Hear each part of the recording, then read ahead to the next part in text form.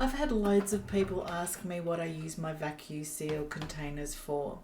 Now, I probably don't use them as much as other people do in respect to buying food, fresh food, and keeping it fresh, but I do use it to bake things in the base and then preserve that cooked food with the lid by vacuum sealing it. Or I use it for marinades. I can't tell you how many times I have gone at 4 o'clock, oh, what are we going to have for dinner? And I decide I want to marinate something.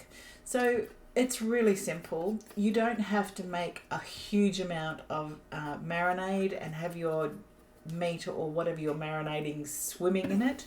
You can just use a small amount, mix that up in your Thermomix, and then pour it onto your meat. Now, I'm just doing that here, and I'm just making sure it's completely covered. Then I'm going to put the vacuum seal lid on, and I'll give it about 30 minutes to an hour to marinate, and that's all you need. So this is a really good time-saving method if you haven't remembered to marinate your meat the night before. We'd love to know what you use your vacuum seal containers for. Leave a message in the comments below so that we're all learning.